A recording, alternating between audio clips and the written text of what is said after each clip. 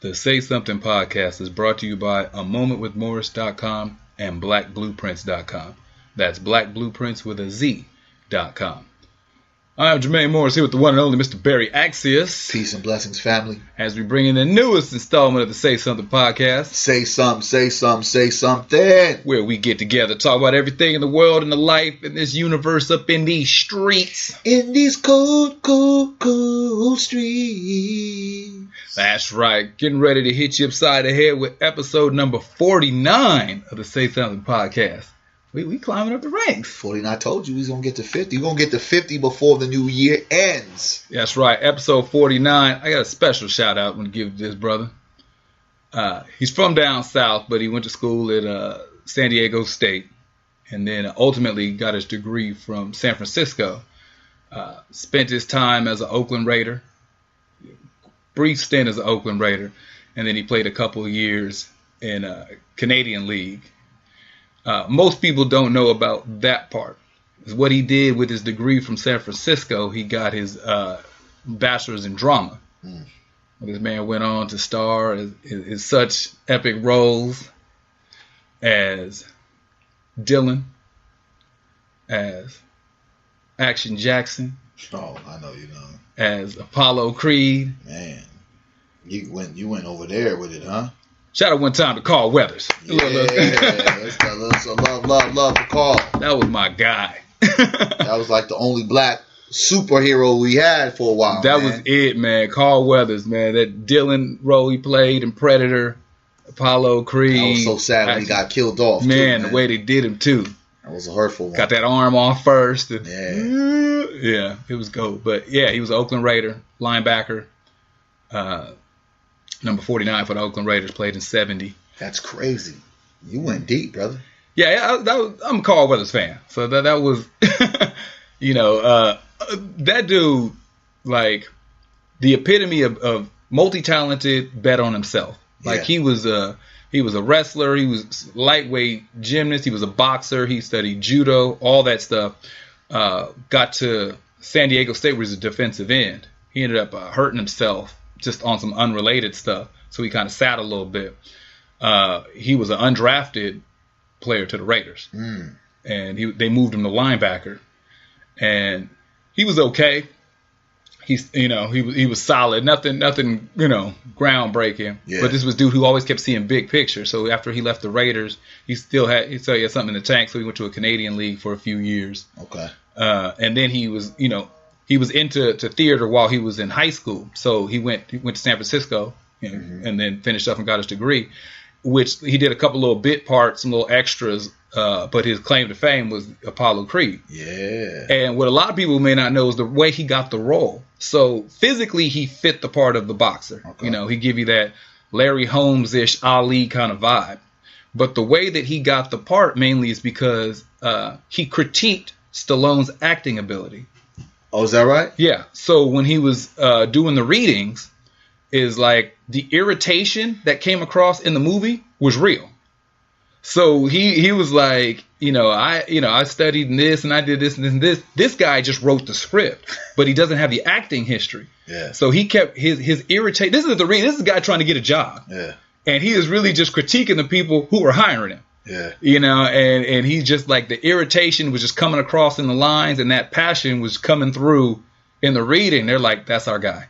Wow. They're like, that's our guy right there. How you know this?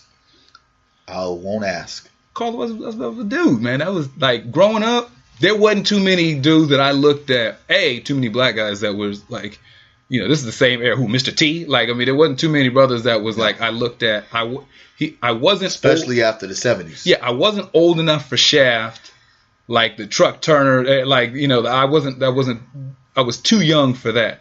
So Apollo was the only dude that I looked at like, okay, Action Jackson. Okay, this is the dude I would want to be like. Yeah. Billy D was too old. Mm-hmm.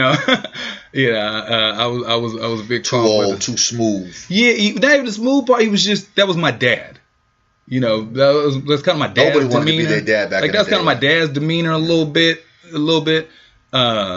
But I was like, but Apollo Creed with Carl Weathers, that's he was somebody I was like that dude. And even as he got older, so a lot of people said he shot himself in the foot on certain decisions. He lost out on some money, left some money on the table. He was supposed to got paid for that last Creed movie because they wanted to use old footage of him for for some Rocky stuff after he had died, and he wouldn't sign off on it. Really? So like Mr. T signed off, Dolph Lundgren signed off. Yeah, get your paper. He said no, I don't want to. It was for the Balboa movie, and he said no, I don't want to. I don't want to use my likeness. He said put me in the movie, like give me some kind of flashback, speaking role, some kind of something.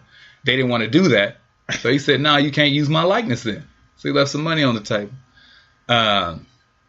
He always had, because that irritation with Stallone was real. Like, but this is a dude he's 69, 70 now, still looking super young. Man, just they've got mixed reviews about him in life. But this is a dude who had belief in himself. Would say mixed reviews in life? He's not the most personable guy. Okay. So there's some people who professionally like to work with him, but personally didn't like to deal with him. Okay. He showed up on time. He nails his lines. He does his part. But you probably don't want to kick it with him after the scene's over. He was a jerk. Kind of. That's some of the phrases floating. Some other choice words they use to describe him. Yeah. But the thing about him that I respect is I think that's what they're gonna say about me, that I'm a jerk. Hey, I've been called worse. It happens. But he had a foresight and a vision and a belief in himself. Like every time something didn't go the way he thought it was going to, he transitioned. Hurt himself in college. That wasn't the end. Transition. Didn't get drafted. Figured out a way to get, made it to the league. Undrafted.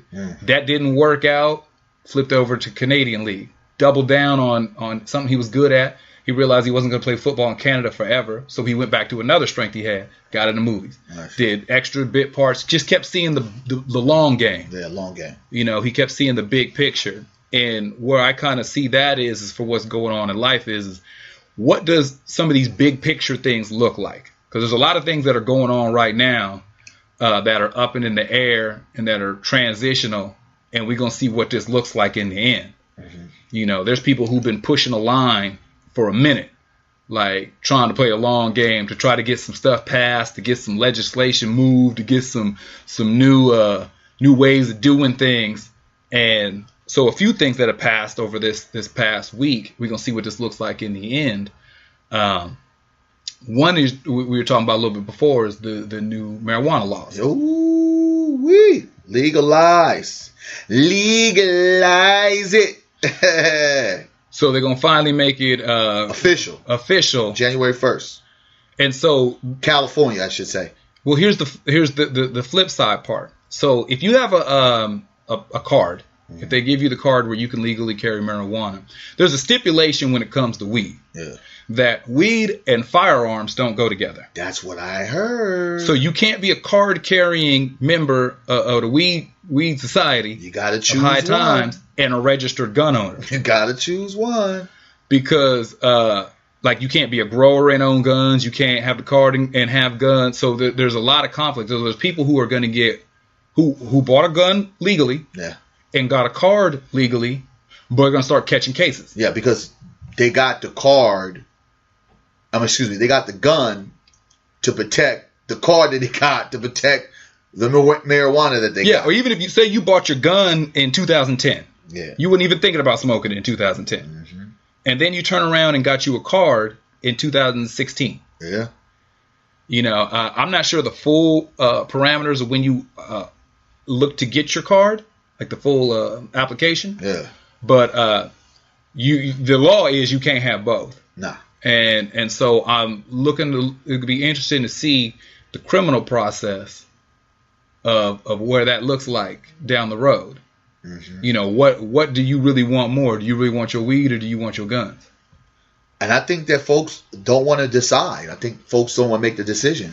It's going to be a very difficult situation to police this. They've also, here in Sacramento, have now put more money for policing this marijuana. So as it is legalized, and there was a big victory for a lot of folks, that myself included, my brother Malachi had put together, with some other community leaders, this push for equity and the marijuana game. So there's like $1 million that's going to be pushed to communities that have been mostly affected by the drug war. Okay. Right? Don't know how that money is going to be allocated, but it's supposed to be monies that we're going to be getting certain folks who want to venture into what's going to be the boom, the marijuana boom, right? That they've allotted a certain amount of money to kind of help push that through. But at the same particular time, they turned around before that is almost gave, I want to say, $850,000 to the PD just to make sure that it's policed properly and that they really essentially make more drug busts. So basically all those folks that they've already had on the radar, right?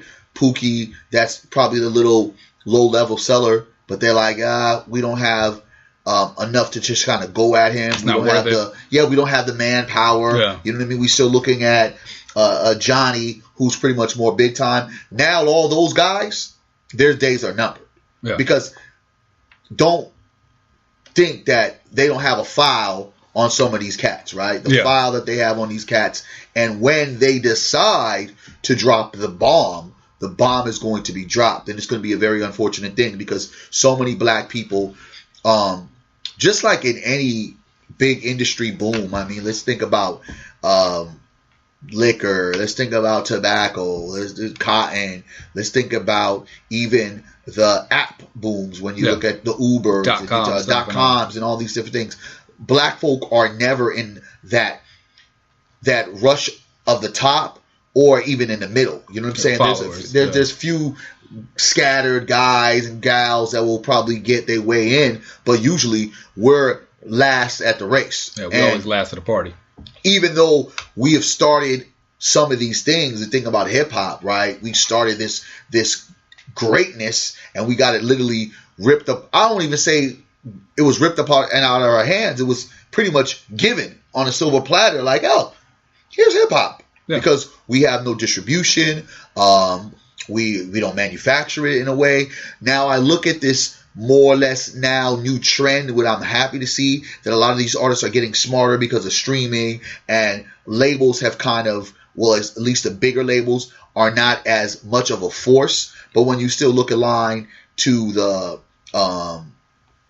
music award shows and more bigger industry things, it's still, owned and manufactured by white supremacy, right? It's just still white folks got their whole hand, or whoever, Asians, they got their whole hand in there, right? But more and more artists are getting smarter to be independent, saying, I don't even need a label, right? Yeah. Shouts out to those people like Chance the Rapper and other individuals who really kind of push that issue. But when you look at now the marijuana thing, the fact that majority folks, whether white or black, Asian especially, they utilize the weapon, right? Yeah. To protect their merchandise, right? How it plays out to where now you got to give it up. And these are the funny things that when you sit there and you say, oh yeah, legalize marijuana, I guarantee you when this was first put on the ballot, and was going to put on the ballot, what, 2016? Something like that. 2016, something like that, right? That folks never even thought, wait a minute, in order for me to have a marijuana card, I have to give up my gun? Because something else happened that was voted on this week. So the people who are really pushing for legalized marijuana are not middle of the road, Bible thumping, baby boomer Republicans. It's not them. Yeah. It's younger, deemed as liberals, young folks, Democrats, whatever, independents. They're the ones pushing for it. The other group, they're all about gun control and about the being access to their gun, the NRA, them boys. Because another thing got pushed through, where it still got to go through its next phase, but was voted through to lighten up the restraints on gun ownership, about how your concealed carry would be recognized in every state.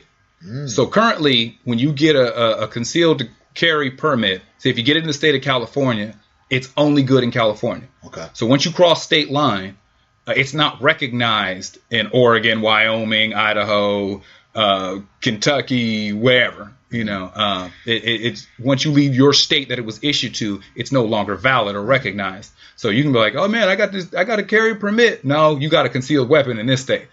So they pass through the first leg of releasing that, and if you can get a concealed weapon in any state, it to be recognized in every state. Wow. So they're looking at doing a more extensive background check in that process. But once you get one, it's free for all. Okay. You can drive state to state and it's recognized. So you're seeing people start to draw the line of what's more important. So you're looking to take away a certain sector of the population's firearms while you're giving more access to another group that's all about getting theirs. Yeah. So when you start looking down the road, say for us as a people and as a community, are we chasing the wrong rabbit? Because we're getting excited about the opportunity to smoke weed without going to jail at the expense of our firearms and home protection, while other groups who aren't thinking about weed in any way, shape, or form are able to double down and stack up and stock up and carry it wherever they want to. That's gonna be crazy, man. I mean, it's some very interesting times because, again, people vote for these things, and there's always that fine print. Yeah. So there's gonna be a lot of people that, of course, I mean, a lot of folks that I know. Yeah. Right? And they're not going to get the marijuana permit or whatever marijuana card. They're going to kind of do it how they want to do it. Keep the gun under the bed and smoke until they get caught. So policing it in a way, you're going to get certain folks and you're going to be able to drag down certain folks because that's just what it is. Yeah. But it's always going to be a way that folks are going to be able to be under the radar, right? Because I believe that everything that's being put out there, especially with more police, just directly focused on the marijuana piece. Yeah. Just strictly that, the cannabis PD, as I call them. They're just going to be targeting more black and brown people. I mean, that's what they're going to do, right? Yeah. So I think that in that sense of, you're definitely going to see a lot. It's almost in a sense like you think that, okay, well now this will make it an even playing field. There won't be black and brown folks that will get caught up. But now it's like, well, yeah, they still will. Because not only will they get caught up if they have a gun and some marijuana, you know what I'm saying? If they don't have their card. Unregistered gun and marijuana, you're done. At you. So where you think you levy out some of these years that some of my brothers and sisters are facing currently right now that haven't been allotted to let out, they still have kind of kept the system implanted by still legalizing, and on top of that, making sure there's more billionaires. Like, you got folks in Congress that have been investing. You got folks that are already high-level entrepreneurs on other pieces that are focused and ready for this, like, big pull. Because they've been waiting for this. They've already invested. They've already put their money in. They put in their time. Like, they may not be the people that's cultivating it, but they sure are going to back up folks that will. So the whole train wreck that this is always going to be left to those who have not been prepared. And a lot of that is African Americans, unfortunately. And it seems like we always get the short end of the stick. But it's going to be very interesting who gets targeted, right? Because that is where I want to see statistics come out in the next 2 years. One, the people who are getting rich, and two, the people that are getting targeted the most for these quote-unquote illegal activities. Yeah, because you're going to find the people who are higher up, who have the resources, who are putting the funding up. A, these are gun owners. B, they don't have medical cards. So, because like I said, that branch, these people are not people who are really big on worrying about weed. They're of the opiate generation. Whew. So they're not worried about smoking cannabis to relieve their pain and stress because they've already got a doctor that hooks them up for they feel good. So it's something as we start looking at foresight and looking down the road, I think something we got to be mindful of as we're, making decisions, and what we get behind is seeing the big picture and looking like, where is this taking us? Because when we talk about drugs, if you look at the 80s and 90s, the projection, so weed and crack were considered black and brown problems. And so the use of marijuana and crack cocaine specifically were deemed as criminal behavior. Yeah. So if you were caught smoking weed, selling weed, receiving weed, smoking crack, selling crack, receiving crack, you were a criminal. It was a criminal behavior. Crack kills. You might as well have been stealing a TV. Yeah. Running out the bank with a handful of money right now. Yeah. The opiate era is a disease. Mm. So because opiate use is more of a Caucasian issue. Yeah. So it's not a heavy black brown in selling, buying, using, moving, none of that. Mm-hmm. Most of the people who are involved in the opiate game are Caucasians. Yeah. So it's a disease, and it needs help, and it needs treatment. It's hilarious. It doesn't need criminal behavior. It doesn't need. You don't need to go to jail. You need to go to rehab. You don't need a parole officer. You need a doctor. Because the long-term progression, they look at what they're not looking at double downing on weed or crack. They like to do their coke and heroin. So we look down the road for some stuff. I kind of look at the trend of that stuff. Okay. Like I look at what did we call it, to what do we call it, to what are we trying to call it. Mm-hmm. So black and brown do it, criminal. Yes. White folks do it, disease. Yeah. Why is the reason for that? Because we want to continue to be able to do this. Yeah. Because opiates that are sold through the pharmaceutical corporations, prescription pills, Oxycontin, Vicodin, all that stuff, $1 trillion industry, because white people can afford to buy it out of pocket, or they have medical coverage where they can get the good stuff. Black and brown people throughout the system typically are on some form of state or county issued insurance, and they get the cheap stuff, and they'll smoke weed instead because you can't afford the pills. Yeah. So we need to keep that going and call white people doing opiates a disease so we can treat it, so we can keep that train rolling.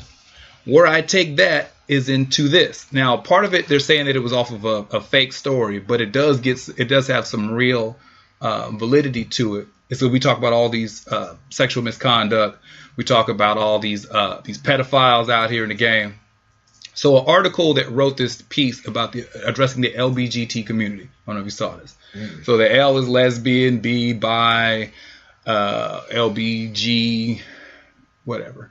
I'm not going to just... Was peace pedophile or something? So that was another one. So they were talking... So what they're this... Wasn't that a fake thing? Well, that's what I'm saying. So there's a term that they're trying to push. It's called being a pedosexual. And a pedosexual is rooted in the idea of it shouldn't be criminalized. It should be looked at as another form of sexual attraction. So the original story in the piece that was written was fake. But there are some real ties that are linked to that. And so NAMBLA, you familiar with NAMBLA? The National Association of Man-Boy Lovers. It's established back in the 90s. How the hell do you know this shit? I'm ready for Jeopardy. So I see. So a group that was established then, what's the group called again? North American Man-Boy Love Association. And NAMBLA. This is a real It's a real group. It's a real group that tries to say it's their big campaign. They have men that are members of this group. Yes, who are into little boys, whose whole campaign is to remove the age of consent for sexual activity. Because they believe... This world is going to hell for sure. This is what I'm talking about. So, a lot going on, but let's tie this in. So, if you look at where we were, to where we are, to where we want to be, how crazy is that if we fast forward 10, 15, 20 years down the road? Because we have so many cases of pedophilia. Yeah. So many cases of messing with younger girls, younger boys. It is a very large group of the population. Yes. It's not this little small section, this little slice of America where people like to act like it's those people over there. Mm-hmm. We have a high population in this country of people who like to mess with children. So how long are we before pedosexual is maybe classified as a disease or as a reality? Because they're trying to move it away from being criminal. Well, I think that just watching, and particularly the outrage from some and the acceptance from others, where you look at the R. Kellys, you look at the Roy Moores, you look at the Woody Allens, you actually just look at a good majority of some of the higher ups and some of the power brokers in Hollywood. that with all these scandals that's going on, and I'm not going to preference that it's everybody, but for the fact that consent, I will use that word as being one of the main things that I think that has kept this sick train going. Yeah. That folks have not spoken out, and the fact that we have still some states that it's legal to have sex with a minor. Yeah. Right. Here in America, and then just going overseas, like to my homegirl just went to Thailand, and she said it's the land of opportunity for pedophiles and sick fucks and a freak show, right? For 10-year-olds and shit. It's just wild stuff that it will be a fight, but the fact that someone or somebody's that would actually think that it could actually happen makes me cringe, because there was a point in time that these things and these people would even come out of the closet now, right? But they feel more comfortable and more acceptance because society, I feel has accepted that, because folks know who's who in this kind of circle of pedophilia. You know, right? Who not to leave your kids around. Exactly. And as we continue to hear things, it becomes more normal, right? Yeah. We see now homelessness, and we're looking at it as almost a normal thing. It's normally to see a person in a tent now down the street. It's like, before 10 years ago, it was like, whoa, it was the one guy. Like, did you see that guy? Right? It was the one dude sleeping in the street. You see him in there with the tent. But now it's just so many acts of inappropriate sexual behavior. Like just this, the Olympic doctor and Michigan State doctor, he just got 60 years for child porn, and touching on unnecessary treatments, and all that stuff with young people. And unfortunately, a friend of mine just got hit, and he's looking at doing. He's supposed to get sentenced, and I think he got sentenced. For 8 years, he's looking at, right, and he was a teacher. You have all these things that I think and I believe that the press of it has actually made folks say, well, hey, guess what? You know what? Here's our thing. You want a solution? Well, let us do what we want to do. Yeah. Because when a black community does not outcast R. Kelly, that lets R. Kelly still have what? Power in what he's doing. Yeah. Right? I have enough money.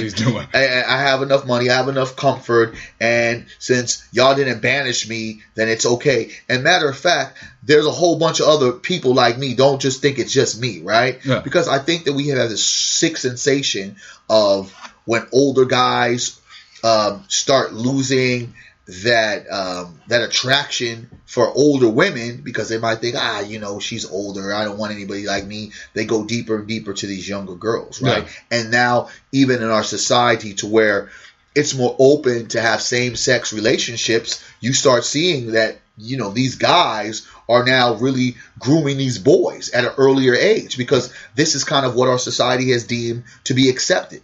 So I feel like when you accept certain things, here's going to be the backlash. So, because, I'll reference it to it's the new normal. So what you do is, so for people who think that this is crazy and that this stuff can't happen, this is how you do it. It's the same way they do everything in this society. So if something is criminal, then so here's a good example of what they're doing with the opiate stuff first. So you criminalize it for the certain sector of the population for whom you want it to be criminal for. But then you make it a medical issue. It's a disease. So say you take pedophilia, if we're sticking with that. Pedophilia right now is a criminal activity. If you then shift, because you look at the numbers of who's doing it, the frequency that it happens, that it's such a huge sect of a population, you then have to look at that this is not just a choice of a criminal behavior, that this is some form of a disorder. Mm-hmm. And once you label it as a disorder, then this is something that you need to need help for. You need treatment. Once you get something that needs help and it needs treatment, you then remove the criminal aspect of it. Yes. And then at some point you can give it validity based upon the number of the population. Yes. So if you've got, these people out there are flipping out, they're acting all erratic, and they're doing this, that, and the third. Okay, lock them up because they're running through the streets. They're screaming in stores. They're doing this, that, whatever. Okay, well, we find out that they have a mental disorder. Yeah. Don't lock them up for that. They need help. Okay. So then you shift it to, okay, you give them help. Now we've got 25% of the population exhibits this same behavior, this same disorder. Okay, this now it's a high enough population that this is a natural occurring thing. So we're going to give it a label that this is what exists within this species. Yes. So homosexuality was criminal. Once upon a time. Then it was a medical disorder. Yes, it was. Now it's a sexual preference. And a sexual identity. And it's almost to the point with being all that you can't even have. It's more dangerous to talk about than religion. Yeah. You can't have an opinion. You can't make an inquiry. You can't even say certain things that might even hint that you disagree with that lifestyle, that you may want to challenge it, that you don't feel comfortable with it. Yeah. It is. You will have the gay mafia at your doorbell, on your social media, in your face. And to be honest with you, it will shut you down. Yeah. That fast, at a snap of the finger, depending on what you say. I remember just making certain statements about Jenner's sex change, and it was like, boom. I actually made a statement at a lecture that I had, and I wasn't making anything derogatory, but then automatically some of the young people thought I was homophobic. But then we actually talked, and I explained what I was prefacing, and they're like, okay, we get it now. Sorry, and misunderstanding. Yeah. But these are the lines of when we talk about this. And I know, going to what you saw, what you've seen, I know some people commented on it and say that's not real. That's not what LGBT stands for or will be about. Yeah. I get that. But the more and more, how did I ever think that I would live to see the day that marijuana would be legalized? In any state, right? When I was being chased for decades selling it. Now, I just wait for the day that they put the cocaine on the ballot. Because, again, we talked about it off air. We're talking about how, some of our white friends refer a party as, hey, you ready to do some coke? Coke is just party. Yeah. That's man, I like to party. I party a little bit. And we're like, yeah, I like to party. Party like to turn up. Like, we would look at, we're turning music up. Yeah. No. Party, And more of our young people, it was like, yo, you do coke? Like, damn, like you're really going to the edge to where now. You go in the 80s, your parents, if you were a child in the 80s, your parents or damn near everybody who came around the house or somebody you knew did coke at some point. But coke in the 80s was really just... But when you look at it as far as the 80s, right? Yeah. Then jumping into the 90s, where now we have a lot of the music, especially hip-hop, that were like, man, self-destruction and talking about Night of the Living Bassheads and these different things that are saying, man, forget them drugs, right? Yeah. You now have where... I remember going to school and I'm like, bro, who does that? It was like, oh yeah, that dude's a dope fiend. Yeah. Now it's embraced. Okay. And it's even embraced even more culturally where it's accepted. And that's something that is different from, you had the 80s babies, or not the 80s babies, but the 80s time where it was kind of like, yo, coke, whatever everyone was doing, to then the 90s, like, oh man, come on, man. Okay, well, let's stop with that. See, this is the difference. So if you had in the 80s, you were doing cocaine, and cocaine was a rich man's drug. Because coke wasn't for poor folks. Like the volume, what it would cost you that's not your recreational drug of like on the regular, unless you had some means and some resources.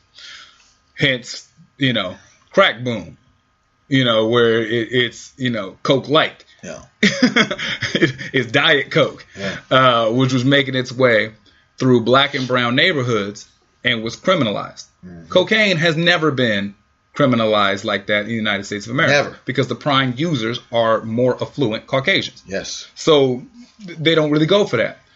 So here you would think the logic would be that meth users should be criminalized just as hard as crack users. You would think so. If that's the logic. Because if you're saying that what a methamphetamine is, how it destroys families and communities, leads to crime, leads to all these things if you wrote down the effects of the neighborhood, the community of methamphetamines and to crack in the 80s/90s, these damn things read identical. Exactly. Like you can't separate the two. Well, the only way that you do separate it is by the manufacturers, the users, and the sellers. It's because methamphetamines are bought, sold, and made predominantly by Caucasians. Yeah. Crack bought, sold, made primarily by black and brown people. Mm-hmm. The criminal laws are not the same. Methamphetamines need help. If you're addicted to meth, you need some help. You hear about people being arrested for meth 15 times. Like you hear about it. Like people catch a meth charge, they are a revolving door through jail. Yes, sir. It don't take but one crack bust, and you're screwed. And it's like a 300% increase on your time from crack to coke. You don't need but 1-2 busts to miss a decade when it comes to crack. Damn. You could spend 30 times in jail for meth in a decade and still be back out on the streets. If they don't know about white privilege, you will know when you're doing some drugs. Yes. So I mean, this new normal situation that we are in, that, like I said, the pedosexual thing, matter of time. Wait, and I don't liken pedophilia to homosexuality. I don't think that they're the same. Be very clear. Yeah, I'm saying. Yeah, I'm clear about that. I don't liken them to the two. I'm just looking at the pattern of behavior. Yeah. Even if you take weed, you remember back, I don't know your story, why the major push of why marijuana became illegal in the first place. Because we thought the black man were going to have sex with all the white women. The white women wanted to have sex with the black man. For those who don't know, back in 1937, like that's the real reason why a renowned psychiatrist took the stand. It became illegal because 2 young white teenagers on a vacation weekend, a little break, away from home, got hooked up with some brothers, and more so was merry-go-round. They got passed around to this group of black dudes that they met that they were smoking weed with, and then when they went back home after the weekend was up, they both caught STDs, and they had trains ran on them. And so the story that came back is the only reason why these white girls would have slept with these black dudes is because they were under the influence of marijuana. So this renowned psychiatrist at the time took the stand and said marijuana is for degenerates like jazz singers, athletes, and low-life black people, and that it makes white women want to have sex with black men. So we need to criminalize it so this doesn't happen and our girls are safe. And when was this again? 37. 1937? Yeah. Now think about that. This has all been a part of narrative change, right? Yeah. You change the narrative, you create it to spin so it directly influences folks that have their mind think, yeah, that's about right. That 1937 narrative change of what marijuana really is and what it does all came down to finally in 2016, someone was like, you know what, let's just kind of... They was going to sleep with them brothers anyway. Yeah, I'm saying that's kind of like, we're missing out on a lot of money right now. Right? It's just we was basing all this stuff on a fictitious kind of lie anyway, right? Yeah. So that's just been what America has been. Just narrative changers. Whatever it fits the time to change the narrative, they change it to spin it in a way to where they come out on top. And this is just another example of that. And the funny thing about it, when you go into history and you talk about how did policing started? Well, they were slave catchers.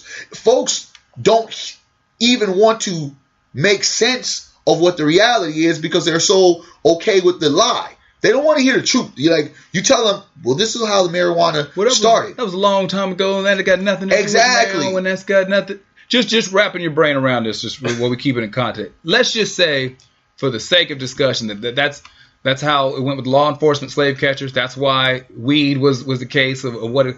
If you're the person who's on the receiving end who has to deal with that, think about the world that you grow up in. If you're constantly told that. These are the people you got to watch out for. This is the stuff you got to stay away from. These are the type of people that are bad in society. These are the type. We need to outlaw a natural growing substance because it makes this group attracted to the likes of you. Listen to what that says, man. You know what I'm saying? Like if you're black and then if you're naturally non-black, think about what that would be to another group of people, saying that we need to criminalize a behavior because it makes them want to be attracted to you. Crazy. Like, we think so little of you. And we want so little to do with you and our children to do with you and our women to do with you that we will go to the extent of locking them up and incarcerating them to keep them away from you. What do you think that does to the psyche, the mentality, and the emotional state of the people you're talking about? You know, when you've got people in legislature, the legislative process and law enforcement and all that, who are simply like if you're a cop, you're just doing what you're paid to do. Yeah. If that's the case, you got no bias, no nothing about it. You're just doing the job you're told. This is illegal. Lock people up who are doing this. Okay, fine.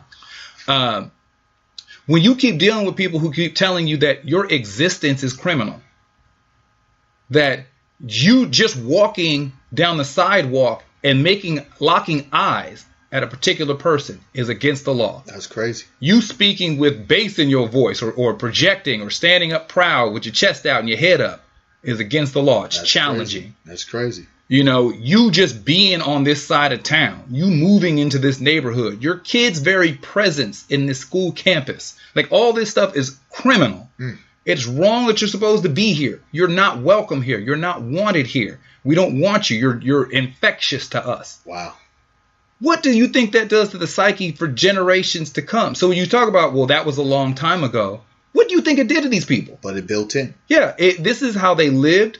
This is who they were, people they were around, the children they raised, the society they grew up under. When people miss that white privilege thing, that's the privilege of not having to grow up within that emotional state. Yes. You know, and so when we look at, you know, where the projections of things go and what they look like now and where it looks like they're going, we got to be mindful of not falling for the okie doke. But we always do fall for the okie doke, and I think that's why it's so easy for folks to lose track on different things, because as they feel we have progressed, in reality, temperament has never kind of changed, because these things that have been served to us have been given and been served from generation to generation. Yeah. You know, these bad bits of information have been served. I mean, you know, we wake up and we grow up thinking that, damn, every superhero is white. Why? Because we've watched every superhero. We've talked about it before. In the 80s, what did you see? We just got done talking about the one great black figure in the 80s was Apollo. You can't really chime in another, like, guy that really stood out like that. And then when you think about it, the damn dude died in everything. In the first installment. Yeah, he died in everything but Action Jackson. Okay, yeah, and bravo for that. And Action Jackson got one run. Where if it was Rambo, if it was Die Hard, if it was a Terminator, it would have been a consecutive run, right? So these kind of things that we celebrate too much in our society for black people or people of color, or however you want to say it, it's almost like a slap in the face when we're still saying in 2017, the first black person that did this. Yeah. The first black person that did that. That's kind of insulting. It's like, wow, damn, we're still in this point to where we're saying that, wow, it's first black. And then just looking at, I just got done watching ESPN, and I just saw the Cleveland, actually two general managers fired, right? Yeah. General manager for the New York Giants, black, fired. General manager for the Cleveland Browns, who only had 2 seasons, fired. Well, I get that. I don't think they won a game yet. But it doesn't matter, though. But see, 0-12, 0-13. But here's the thing: 2 seasons. You've set up a good draft. You got some stock in your draft, right? Yeah. You might have picked a bad quarterback, but I mean, he wasn't there for Johnny Football. I'm just basically saying the room for error for black people is minimum to none. Much low. You got much less wiggle room if you're black. And I remember having this conversation with somebody as an adult. I think it probably maybe 25, 26. And they couldn't get it. They thought that my parents were instilling victim mentality and racist views in me. Because I was having a conversation about, I remember being in the first grade. And I had this friend of mine, little white kid, shout out to Andy. We both did really well in school. And I would always we would fit number 1 and number 2 in whatever the grading stuff was. And they, I guess, saw that as a teachable moment to saying that you have to beat Andy. Like, you and Andy can't tie. Like, as you move in life, you know, if Andy get a 98, you got to get a 99. And probably 100 just to be sure. You know, that you're going to have to be better. You're going to have to try harder. You're going to have to show up earlier. That the margin that you will be gauged on is going to be greater than your white counterpart. Yeah. And I was explaining this to some folks, white folks, And they didn't get it. Like, why would parents tell their kids that? And that just instills all this, ideas and racial stuff. I was like, no, they were preparing me. Because as I moved up in life, that was the truest thing in the world. Like, tie never goes to the runner if you're black. Never. if it's coming down to the wire and it's a photo finish between you and a white person for a job, for an opportunity, for resources, for your livelihood, it's not gonna happen. It ain't gonna happen for you. You got to have a clear-cut victory. You can't go to the decision. Not at all. You got to knock them out. Not at all. You got to knock them out. You can't go to the judges. And I think so when we make sure that we saying something to the stuff that we're starting to see, these trends, these behaviors, these patterns of what's moving on in this country and laws that are being passed and people put in place. Like, be mindful. We keep thinking that someone's coming to save us. Oh, Jesus. That there's going to be. This is the same country that just voted down to even go through the process to impeach Trump. They took all the information in, the Russia stuff, all the issues, and they just had the vote to go through the process of reviewing the information to impeach Trump. They shot that down in the House. Congress did the House? They did that. Yeah, they was like, we're not even going to go down this road. They didn't even get to the point of going through the evidence. They was the vote to go into it, to launch the formal investigation. They was like, nah, son. This is our guy. Because they love what he's doing. Yeah, this is our guy. He's working for the 1%. This is what we're doing. But the funny thing about it with the whole Trump thing is all the black people he was in cahoots with. I mean, he had good relationships with Jesse Jackson, Al Sharpton, and a host of Don King, a whole host of folks. I mean, so it's like, P. Diddy. They were caping for Trump before he started running. Yeah, the list goes on. I think they were caping for Trump before he started talking crazy. Well, I'm saying, before if you go 2 years before there was ever talk of a presidential candidate, if you ask any of them rich black Negroes about Trump, it was all about Trump. Oh, he's cool. I stay in his hotel all the time. Yeah, that's the dude. We partied. Yeah. We partied. Yeah, sure they partied. We partied. It's just interesting kind of change of effect now that most of these guys don't speak out against him as much as they should.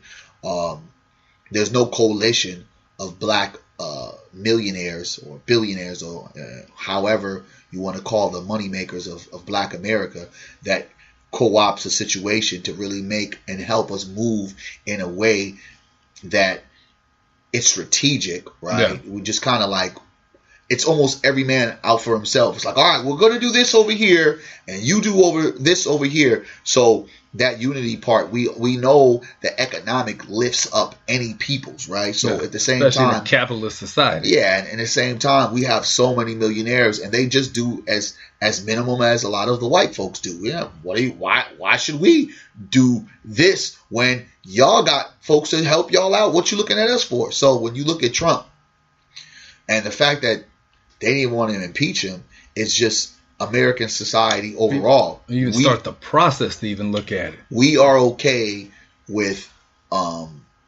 capitalist, racist, fascist, ignorant, arrogant, bold, and egotistical maniacs running this country, because at the end of the day, we'll use and utilize that as a scapegoat, and then what we'll turn around and bring is a hero. And just like where 8 years we got panhanded and got shitted on by Bush, we'll turn around and now say, let's celebrate another hope of another Jesus Obama, the second coming. And the funny thing about it, when I always think about how many pictures Obama takes with Bill Clinton and George Bush Jr., I kind of chuckle. Like, cats don't see what I'm seeing.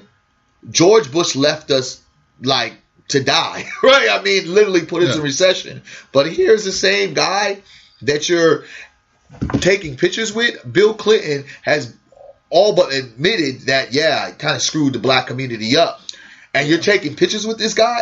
To me, it's just like, if you Negroes don't see that. Because you're one of the boys. Because if you Negroes don't see that and you try to argue with me with all of the things he's done for Americans, not for blacks, but for Americans, and then we turn around and we see what's going on in Libya, and we don't want to sit there and criticized or scrutinized because he's a black man. That has always been our Achilles heel. Well, I think also we are not good about relaying the necessary information to each other. Like there was once upon a time we used to have our own radio stations. Every close to a major city had a community, private, small business owned black radio station. Like you could get all the information that you needed about what was going on in your region, and then you can connect the dots across the country, and that's how movements happened. You know, you can get your information because we keep moving away from what we have. Like two major things happened this past week. Roland Martin, his News One show got canceled. Oh, really? Yeah.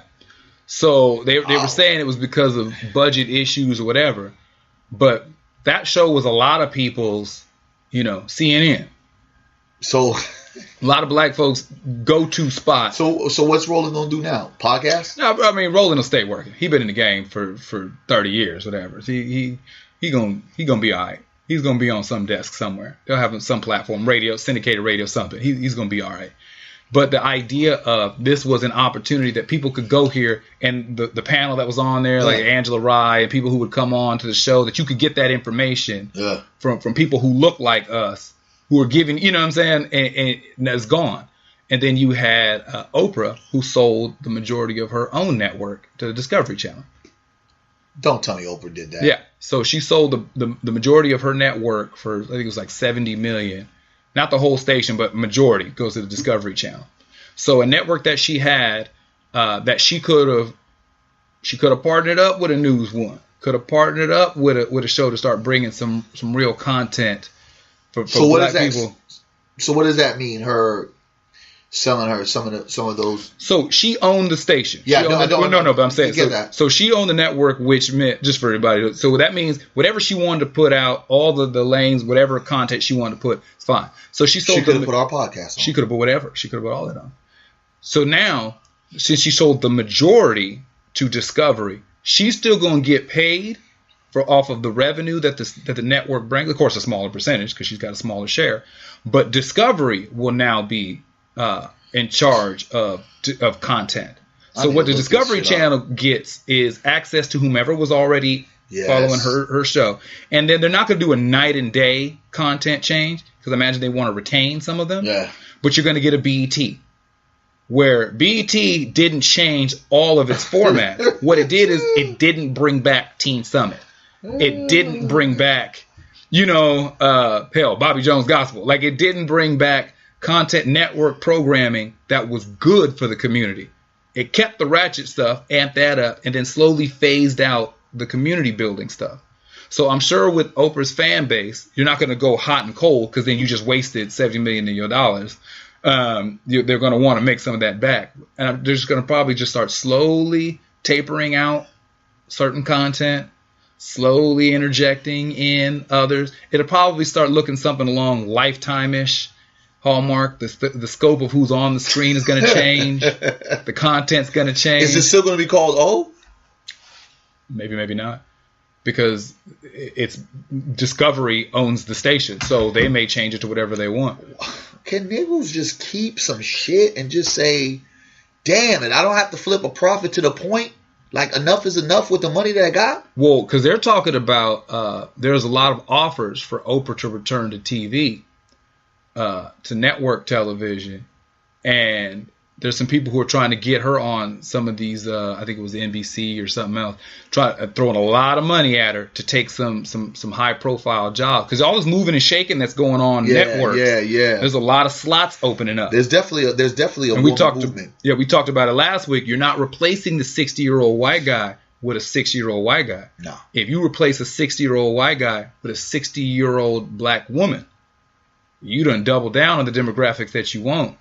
And you're showing diversity, quote unquote diversity. You're showing change, progress, all that sort of stuff. It's good optics. The good golden words. It's good optics. Diversity. And if multiculturalism. You get Oprah at your anchor desk, or you get Oprah in a profile show on network television, you just quadrupled your ratings. They're just even for the first season, just to see what it looked like. That is a black woman that wins. That's betting on a winner. That's betting on a winner. She's a win. Damn.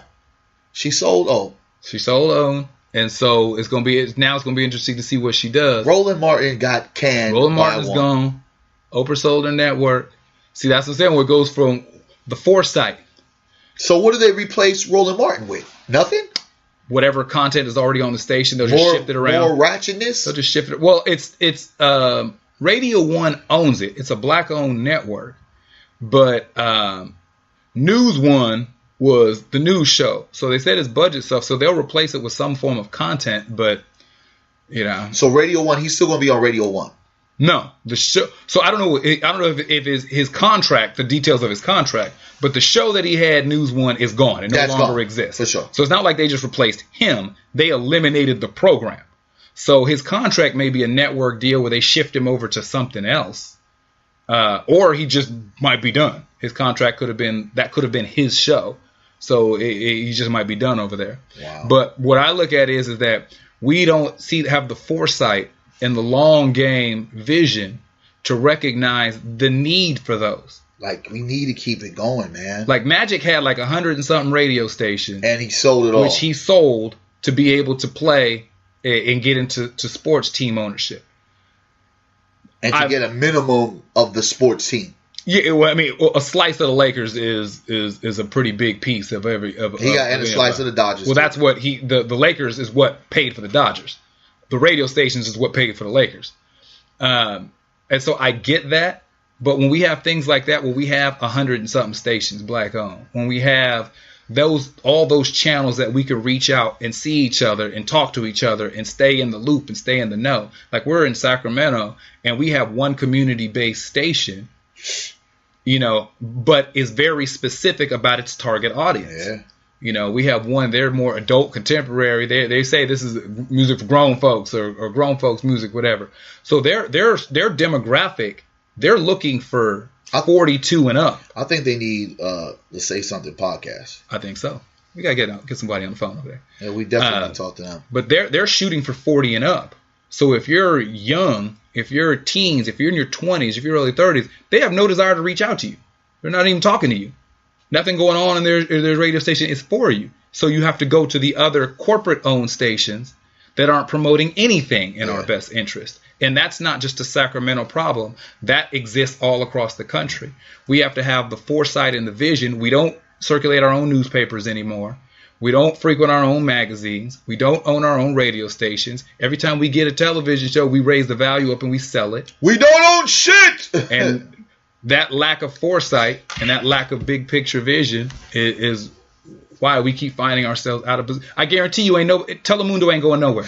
Listen, the fact that we don't own, we don't trust, we don't support, we don't value, and we don't see the significance in team, and if I win, you win, the fact that we believe that allowing other people to tell us our history, create our narrative, explain our culture, and define us has become like such a norm. The black man and woman will always be in this figure 4 position in white supremacy or in anyone's rule who decides to overcome or overtake white supremacy, because this is going to fall. But I don't know if the Negro is equipped, because in the essential things we don't even partake in. We don't have hospitals. We don't have grocery stores. You know what I mean? And we don't have enough sufficient schools. We have some folks that are doing some great things as far as that school piece, but it's not sufficient enough, right? It's not enough. We don't even have enough teachers to teach our young kids, right? We don't have these things. The only thing that the black man, I'm just talking about the black man, I'm going to talk about the sisters, that they love to embrace is the fact they embrace sports and they embrace entertainment. And those things, I feel, is because they just do it well without even thinking. I also think and believe that that's the only time that a black man is really going to be praised to such a higher degree of a God sense, to where they're not going to be minimized any other place. You look at those people, mostly white, cheering on for those black guys, cheering on for that ignorant music. These folks love that. But if you bring them back down, to common folk Negro, you're despised. So with that being said, I say that we've allotted ourselves to really believe, one, in this American nightmare, and two, to not embrace the tragic hood of the black American here in America, and not look at it in a sense of, okay, we have attained a lot, but there's so much more to obtain. And the fact that I'm winning doesn't mean that you're winning. And if I am winning, that means you need to win. You can't be losing. We have to get our shit together, bro. Bottom line.